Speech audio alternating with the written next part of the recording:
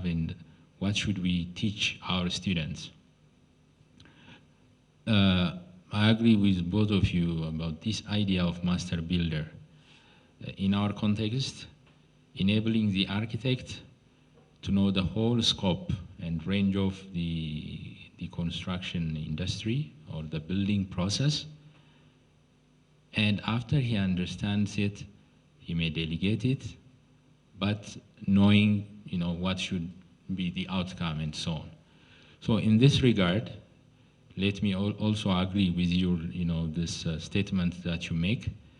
And how should we create, in what way should we formulate our curriculum so that our students will turn out to be the kind of people, students or architects who will respond to the need of our context and who become competitive and leaders.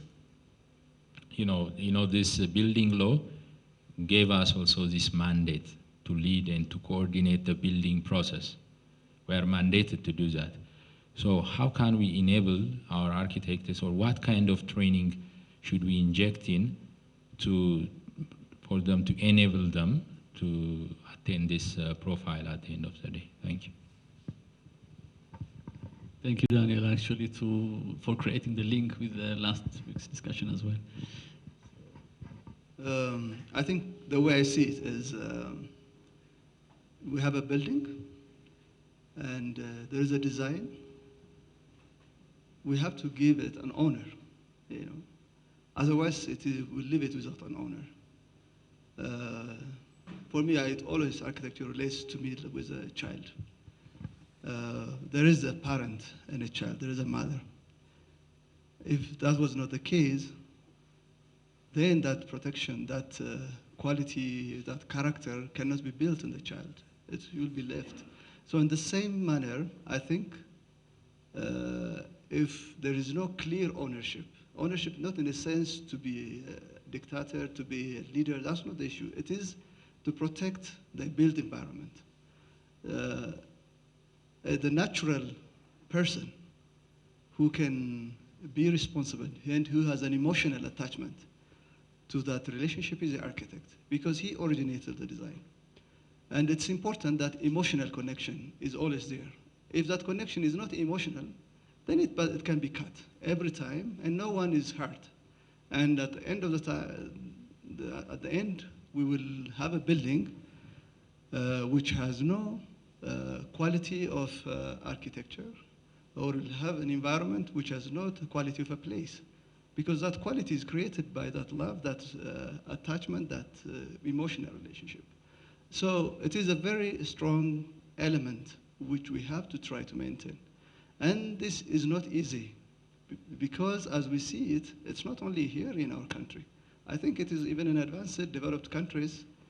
This is being taken somehow from the architect, because it is considered as an interest created only to get money.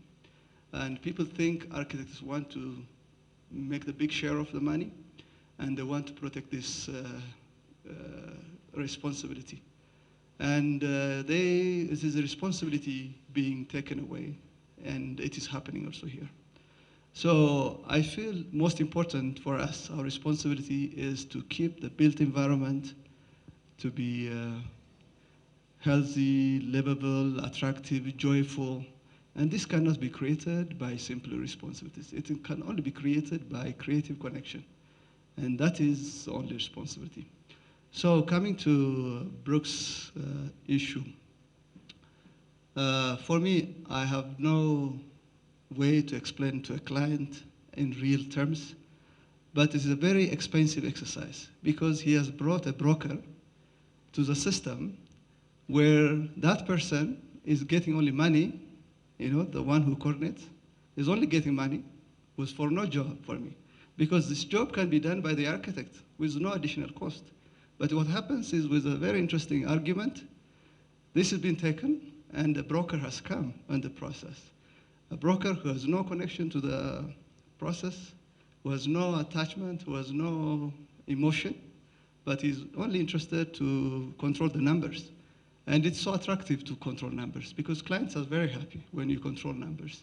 You cut percentage, costs, they're very happy. But for me, I always say that a client will not leave a project because it's expensive. A client leaves a project because he doesn't like it. If he likes it, he will pay more. I know that. And this is how we make decisions in life. You go to a shop yourself with a budget of 100 birr, and you like an article which is double your budget, you decide to buy it. Why? Because you like it. And architects are there to create this. Not to make things expensive, but because of our creative power, we create those values, which actually can pay more money for it. So this is not easy to, I'm talking this because we are all architects. You cannot talk this to a client or to an administrator. You would be looking crazy. But the reality is, it is our responsibility to give them beautiful things to the people, to give them, although they think it's expensive, it's not expensive. I think for me the most cheaper thing can be done by an architect because we don't waste spaces. We can use small space very efficiently. So we already saved the thing during the creation of architecture. And people argue, taking that out as if everything created is a standard, that you don't lose space through a corridor, through a wasted space. And they come to our boundary and kick us out. So for me, it's unfortunate. If you have to work with someone as a coordinator, you may have to work. But for me, it's the most unfortunate situation to work with. I wish I would not get into that kind of project. But an architect should not do everything, it's true. His responsibility is to do his architecture and then to coordinate the rest of the process. It is the option of the client if he wants us to employ an engineer independently, if he wants to employ other engineers, everything else, it can be done, I think. No, normally give it as a package for the architect because it's easier and it's also easier to manage, but it's not a must. That's not a must.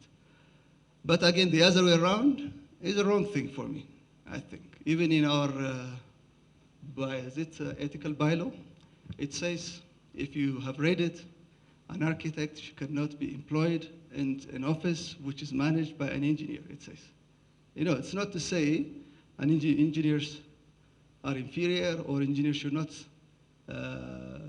of course, they cannot employ us according to our ethical bylaw. The reason is, I think at the core of it is to create an environment where architecture, which is the property of the society, is saved. We're creating a system where we are able to produce a good architecture. When the environment is not created, you cannot create. If your boss is someone who talks about numbers, then you have no way to explain to him a beautiful idea where you go to a shop and bought double your budget could be done. It won't happen. It will always be that 100 budget will be there. And at the end of the day, who loses? The client loses. He's not going to get the best product. So for me, that's how I answer this. So we will come back for Daniel's answer later on. Maybe you can contemplate on it and. Yeah.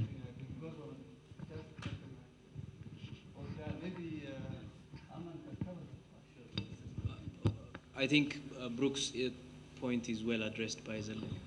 So he has, of course, said it in a very gentle way. I may not have said it in so much gentleness, but so with this responsibility of managing your project, designing your project, making sure the numbers are right, you know, managing your responsibility requires training.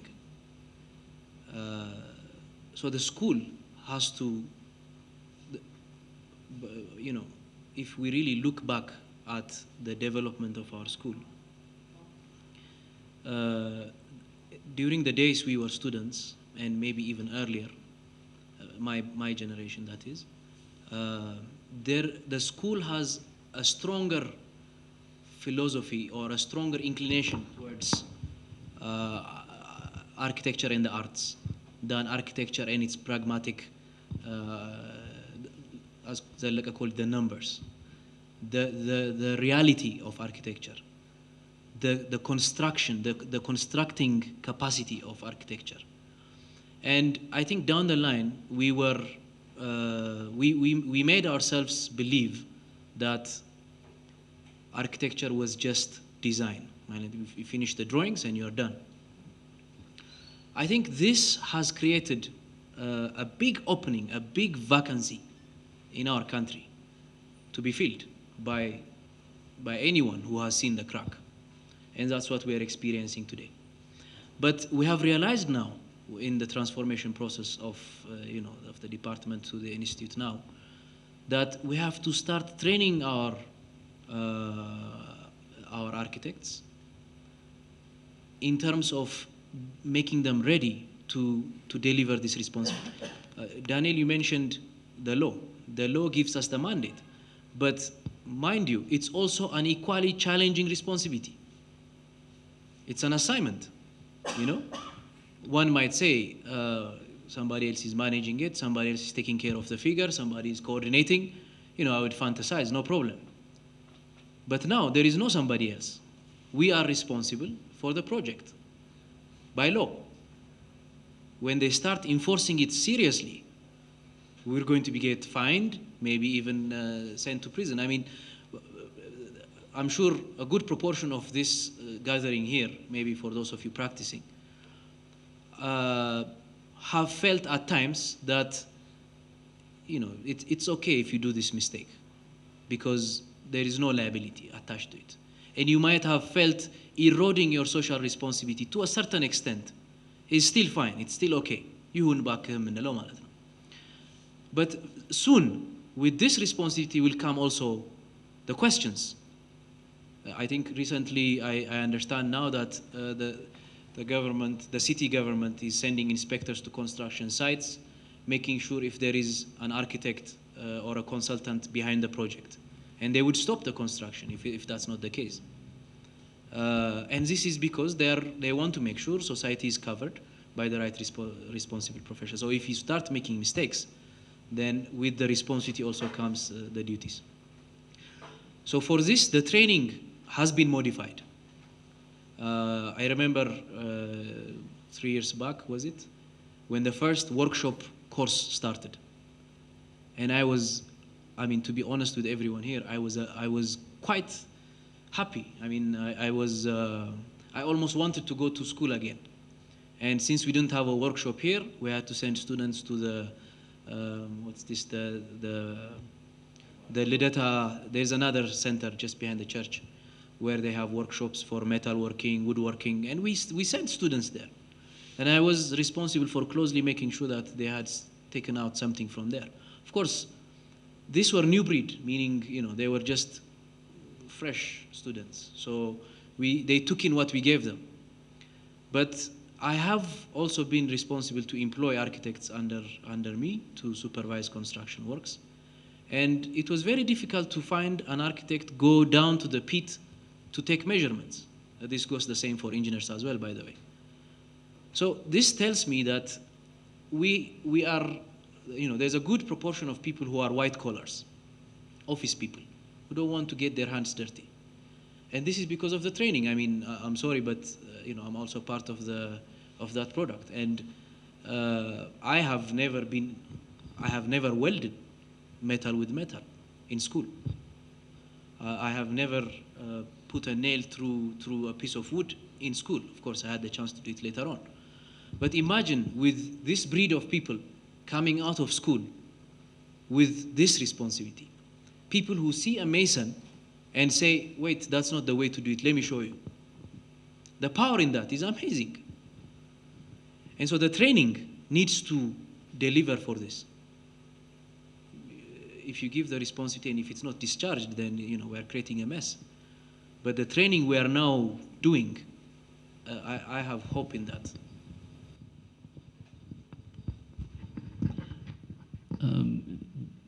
I was also part of the discussion last time, and I want also to instigate on what Daniel was also trying, that there was a statement saying training, for example, training of how to drive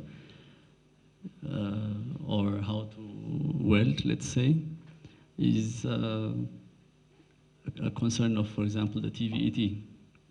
And the university should be of a place of questioning and understanding and so on and so on. The fear that I sense, I understand the two lines, but the fear I sense in the discussion is if we don't teach the students the hands-on work, they may not be able to work outside, which I also, you also somehow touched. I would just, after saying this, I would just, if you are interested to mention more, to talk more, I would give you back, but otherwise I would go to the audience again.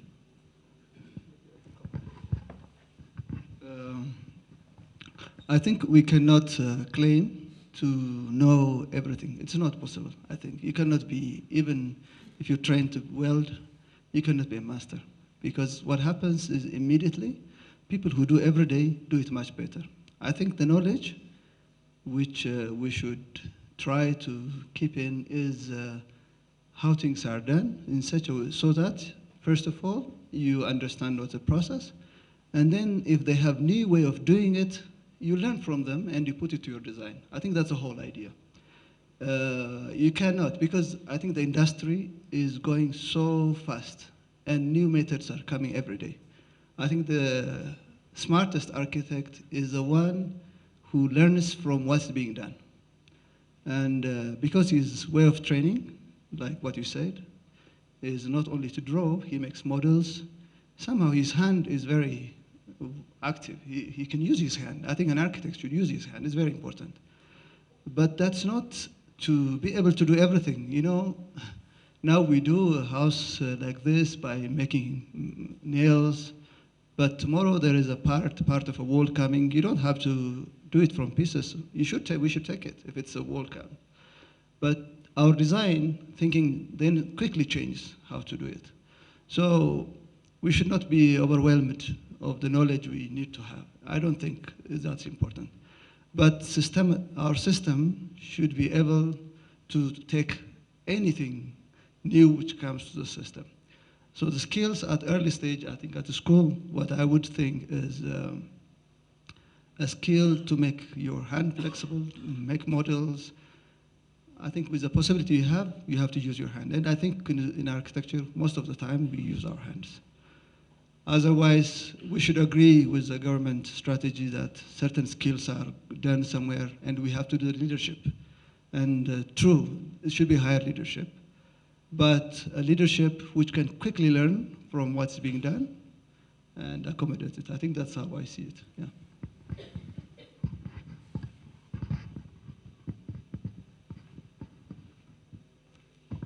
Thank you. Hoping that you will disagree on this point, that I would like to take you back to the economics versus architectural practice, and I would like to hear your points of views. Recently, when I'm on the road or at home, I hear debates, people debating about money versus love.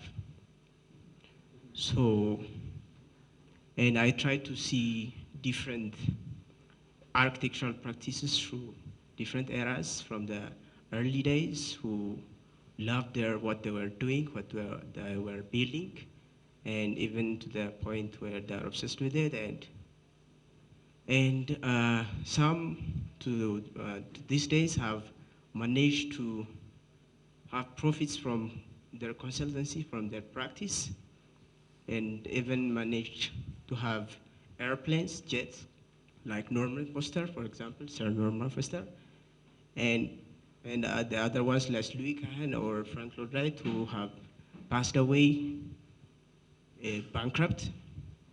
So what I would like to ask you, that would love be enough to practice this architecture and die like Louis Kahn, or be rich and live prosperously like Norman Foster? Which side would you take if you are forced to take side?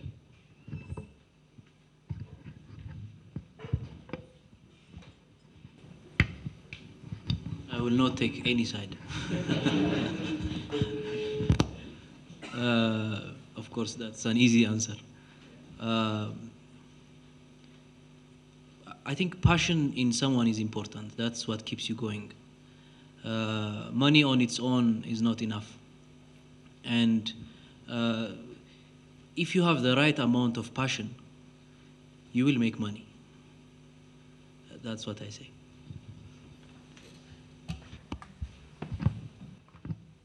I think you gave two good examples, which are both good architects.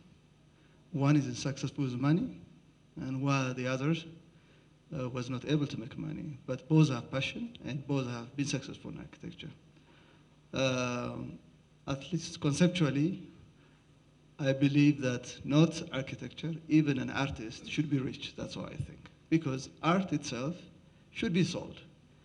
I think it's up to each individual to find an outlet and make it sellable. If an artist, let alone architecture, gets hungry and live Van Gogh's life, I don't think this is something plausible. I think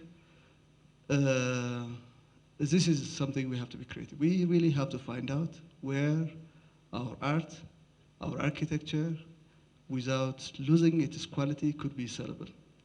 And we know also architects signature architects, who are just called for their fees and who still make money. I think if you're lucky, you become a very great architect early enough, and people would like to have your architecture, and they're ready to pay. So you should be lucky. But I think you should not sacrifice, in any case, your love. I think the love should be there, because that is the pillar which keeps a society alive, which keeps an architect alive. You cannot trade that off. But it should not be an excuse because you cannot make money. I think you didn't make money because you don't have the art of making money. It's not architecture for me. I'm not claiming I'm rich enough, but I think that's something we're losing. As architects, we have to find out how this valuable thing we have can be sold without being corrupt. Yeah. I think, give me a chance to add to this. It's very easy to fantasize love, and you encapsulate yourself in the thought of it. But I think as architects, and I personally don't feel we should live the life of Louis Kahn. I think we should live the life of Norman Foster, owning a jet. Why not? Zalekas called it the art of making money. This is important, the art of managing your business. There are enormous, I think the second capital budget of the government is on building. Imagine how much money that is. But are we getting a good slice of the cake? No. And that's simply because we don't have the art, or many lack the art of making it, accessing it. So earlier, Anton was asking the environment and office system and so on. I think architects and their firms have to be clever enough to tap into this art of making money. It's not enough to fantasize in it. Of course, given the chance, and Zaleka brought in the word corrupt, that's a different thing. But if you ask me, would you do something for the money of it, for just getting paid for it? I would say no. But what I would try to do, and what I think everyone should try to do, is make money out of something you love. And I think that's an important shift in the whole aspect of it. I think when Amanir said that actually the building industry has the greatest budget, and yet architects still complain not making money, could it be that we architects are not doing well our duties, that we are not good enough that the society is not trusting us. I think that's probably the center of it. If we're trusted, if we were doing our job properly, who would give that project to other people? They would have given us. I think the many roles that we actually, as architects, are not doing our job properly, to the extent that society would trust us, would put the money into us. Rather, what do? We are trained people. We think we have everything, knowledge, but they give it to someone who does not even have any knowledge of a building. Probably he's a trained builder, so they're ready to give their money to that sector. I think the school now is working hard to create good architects. When we become good, I'm sure we would start getting our share, because the society will trust us. So we have to do it in such a way that I think we are trusted. Probably that is the reason.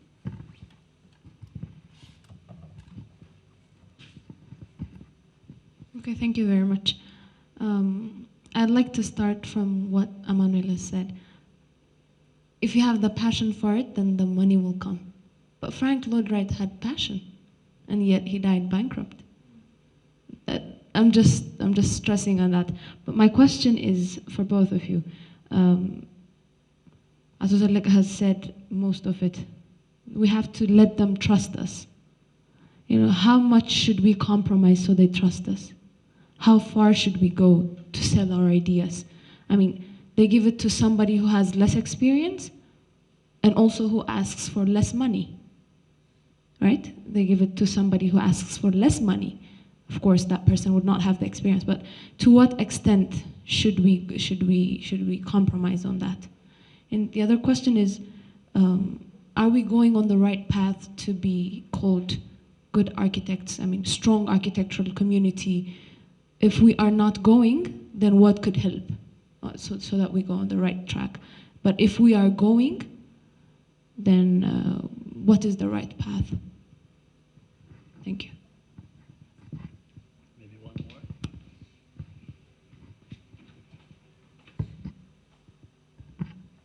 more. Okay, thank you. I see that there is a clear difference with your practice, and especially on the methodology. The Emmanuel practice is that he needs to have like accountants, different professional civil engineers, industrial engineers, and of course I haven't seen his office recently, and I hope he will have like a very big house, a very big office. On the contrary, with the Lakas practice, we see that even from his office, he's not planning to have like so many personnel in his office, and I'm sure he will not have an accountant or a mechanical engineer will be recruited in his office. So I see that there is a clear difference on your approach, and I believe that both of them are the right approach. And maybe how you respond to this how do you reflect to this thing? I want to question that like, and maybe I just want to say that, come on, this is a debate, and we are going to see this debate, and let us see.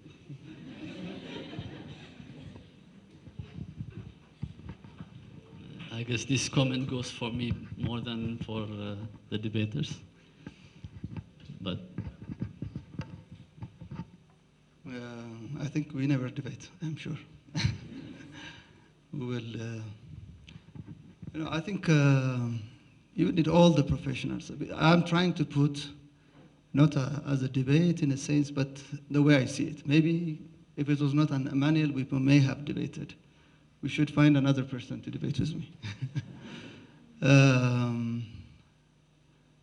I think there are different models of practice. I think everybody here loves his profession, and he wants to practice it in the best or ideal way. I would like to also to include her question, but I think this is not an easy answer to get into an ideal thing. The easy way, maybe the first step to do is we should associate, we should be as a team in our associations. We should discuss it continuously, how we can improve our services.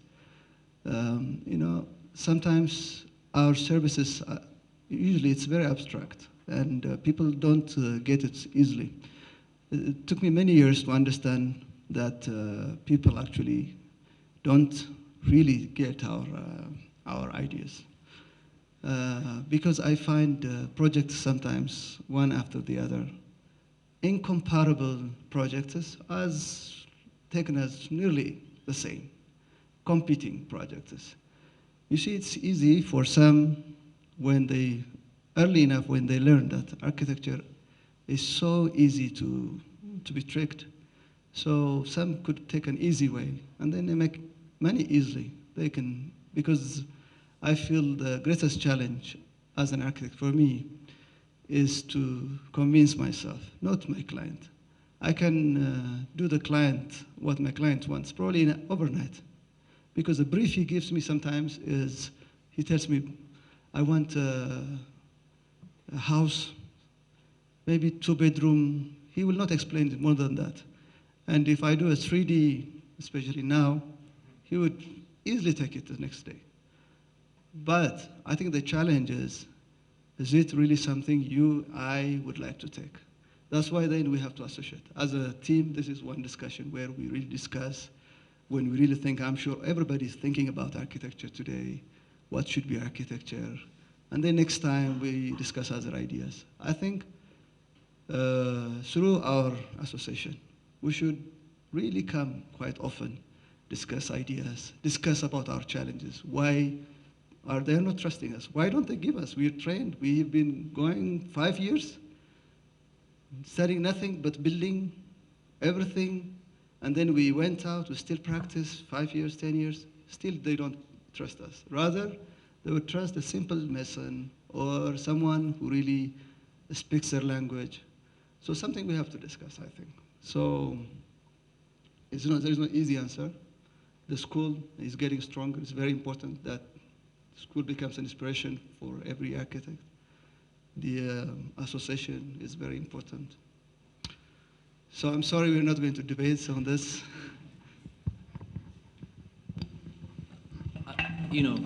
Since you mentioned Frank Lloyd Wright, Frank Lloyd Wright, of course, is remembered as a good architect, but he's also remembered to be one of the most arrogant architects the world has ever seen.